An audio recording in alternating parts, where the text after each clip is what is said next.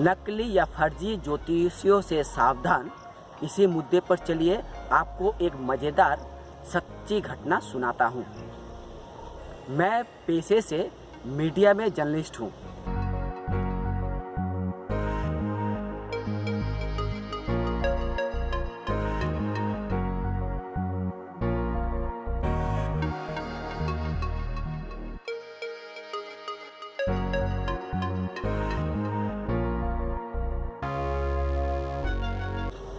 बात उस समय की है जब मैं कलकत्ता से प्रकाशित एक दैनिक हिंदी अखबार में रिपोर्टर के रूप में काम किया करता था।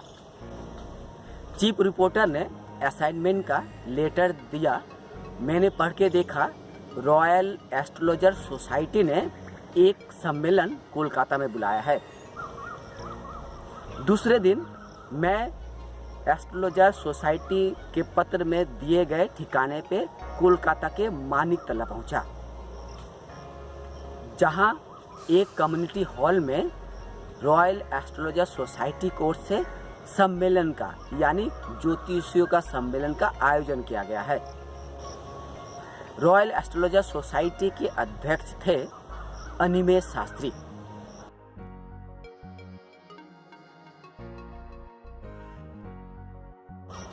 मैंने एस्ट्रोलॉजर सोसाइटी की ओर से भेजा गया पत्र यानी इनविटेशन लेटर दिखाते हुए कहा, मैं संतोष शर्मा फलाने दैनिक हिंदी अखबार से रिपोर्टिंग के लिए आया हूँ।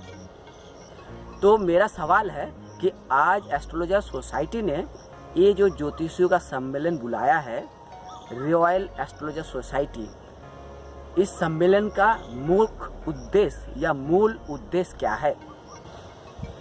ज्योतिषी शास्त्री ने कहा, आज समाज में, देश दुनिया शहर में नकली ज्योतिषियों का संख्या बढ़ गई है। नकली और फर्जी ज्योतिषियों को विज्ञापन देखकर लोग ठगी का शिकार बनते हैं। ऐसे में हम असली यानी रॉयल ज्योतिषियों का दायित्व होता है लोगों को जागरूक करना, उन्हें सतर्क करना, उन्हें सचेत करना कि आप फर्जी ज्योतिषियों से सावधान रहिए। मैंने एक और सवाल ज्योतिषी शास्त्री जी से पूछा। मैंने पूछा कि आपका दावा है कि ज्योतिष शास्त्र विज्ञान है, ज्योतिष शास्त्र के नाम पे कुछ ज्योतिषी ठगी का दुकान चला रहे, नकली ज्योतिषियों का बोलबाला है। लेकिन आपको स्पष्ट रूप से बताता हूँ, पश्चिम बंगाल विज्ञान मंच की ओर से कलकत्ता हाई कोर्ट में एक जनहित मामला दायर किया गया है। इस जनहित मामले में विज्ञान मंच ने हाई कोर्ट से अपील की है कि ज्योतिष शास्त्र के नाम पे जो भ्रमपूर्ण विज्ञापन फैलाया जाता है सोशल मीडिया, अखबारों में, टीवी में, इसे बंद किया जाए। ज्योतिष शास्त्र के नाम पे जो विज्ञापन चलता है उसे बंद किया जाए, क्योंकि यह भ्रमपूर्ण विज्ञापन देख के, ठगपूर्ण विज्ञापन देखकर ही लोग ज्योतिषी के पास जाके ठगी का शिकार बनते हैं। यानी अगर ठगीपूर्ण या भ्रमपूर्ण ज्योतिष शास्त्र के नाम पे विज्ञापन देना बंद होगा तो लोग भी ठगी के शिकार नहीं बनेंगे, क्योंकि ठगी का विज्ञापन देखकर ही लोग इन फाकंडी, चिटिंगबाज या 420 ज्योतिषियों के पास पहुंचते हैं और ठगी का शिकार बन जाते हैं। इसलिए ज्योतिष शास्त्र के नाम पे ठगीपूर्ण विज्ञापन को बंद किया जाए। इतना सुनते ही अनिमेष शास्त्री गुस्से से आग बबूला हो गए।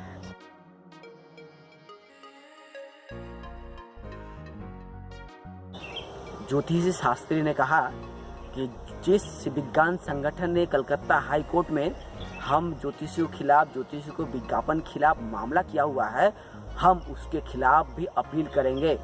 हम भी अदालत का दरवाजा खटखटाएंगे और लड़ाई लड़ेंगे, कानूनी लड़ाई लड़ेंगे, अपनी हक की लड़ाई लड़ेंगे। बहुत अच्छी बात। हम मीडिया वाले भी देखना चाहते हैं कि पश्चिम बंगाल विज्ञान मंच ज्योतिषी के भ्रमपूर्ण विज्ञापन बंद करने के लिए कलकत्ता हाई कोर्ट में जो मामला किया हुआ है उसके खिलाफ ये ज्योतिषी कब अपील करते हैं। अब मामला और उलझा और ज्योतिषी शास्त्री जी अब तो हो सके हमसे हाथापाई कर बैठेंगे। मैंने कहा, आप कहते हैं कि ज्योतिष शास्त्र विज्ञान है, ठगी नहीं है। ज्योतिष शास्त्र ठग शास्त्र नहीं है। आप कहते हैं समाज में ठगी या 420 या नकली फर्जी ज्योतिषियों का बोलबाला हो गया है, इसीलिए लोग ठगे जाते हैं। लेकिन क्या आपको पता है, भारतीय विज्ञान और युक्तिवादी समिति के संस्थापक प्रबीर घोष ने एक चुनौती दी है।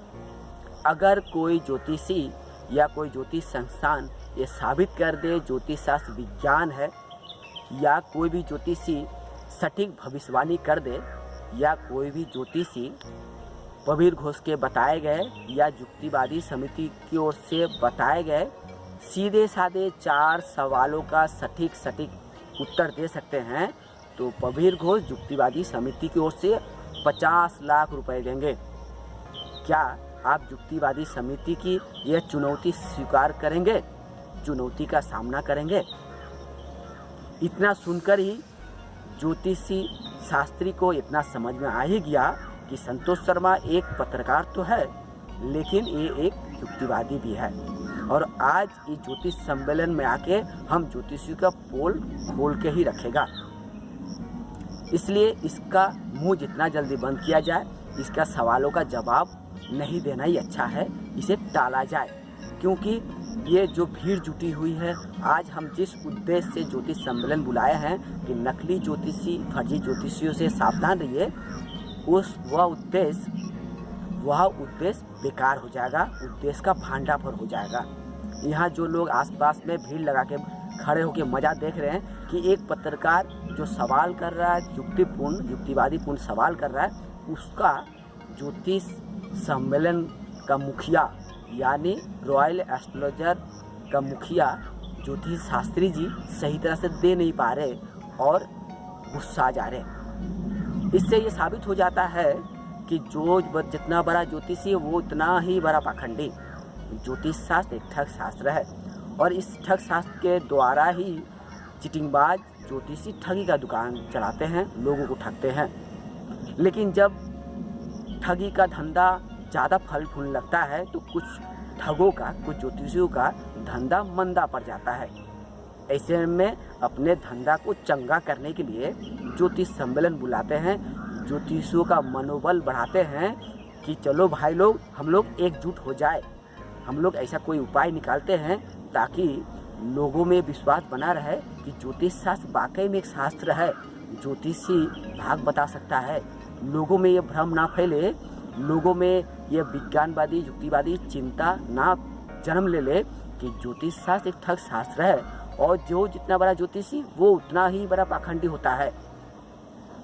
अगर ऐसा हो गया तो हमारी दुकान बंद हो सकती है, हमारी आमदनी बंद हो सकती है।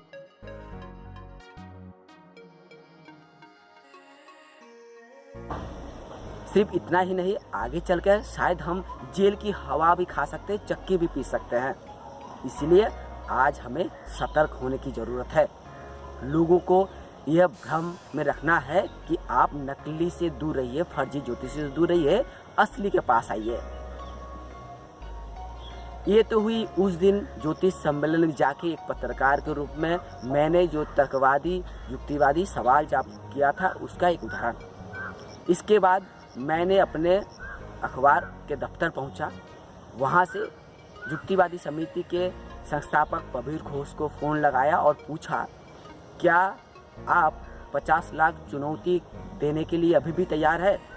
रॉयल एस्ट्रोलॉजर सोसाइटी ने एक सम्मेलन बुलाया है और उन्होंने दावा किया है कि नकली या फर्जी ज्योतिषियों से सावधान रहिए।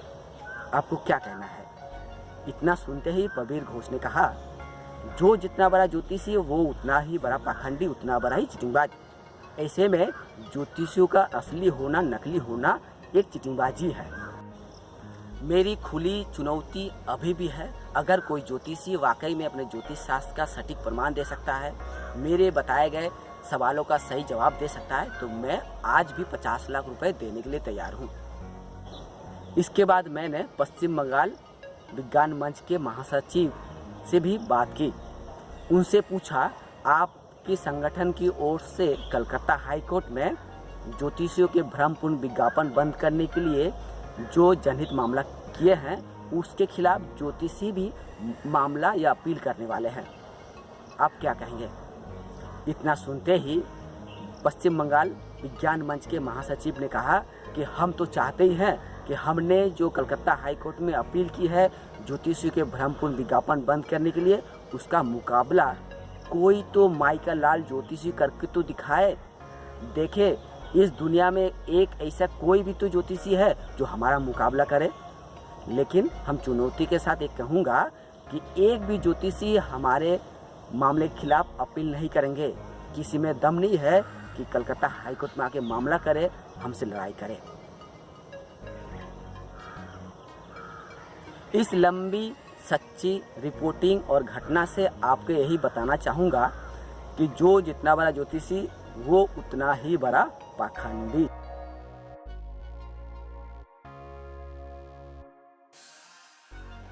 मैं अपने इस आपबीती ये सच्ची घटना सुनाकर आपको बार बार सतर्क और सजग करूंगा, जागरूक भी करूंगा। ज्योतिषियों के चंगुल से दूर रहिए। ना नकली ज्योतिषी होता है, ना असली ज्योतिषी होता है। ज्योतिषी एकमात्र ठग होता है। जो ठग ज्योतिष शास्त्र के नाम पे अंधविश्वास में डूबा हुआ इंसान को ठगता है। जो लोग भाग पर विश्वास करते हैं उन्हें ठगा करते हैं ये ज्योतिषी।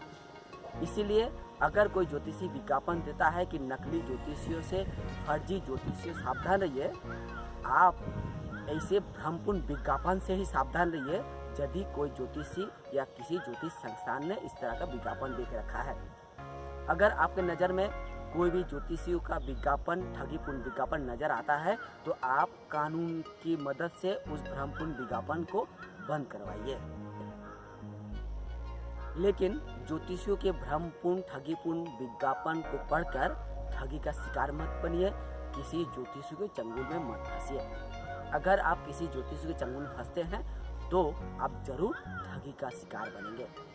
इसलिए बुद्धिमानी इसी में है कि आप जागरूक बनिए, तर्कवादी बनिए, विज्ञानवादी बनिए, लेकिन अंधविश्वासी मत बनिए और ज्योतिषियों को चंगुल में मत फंसिए।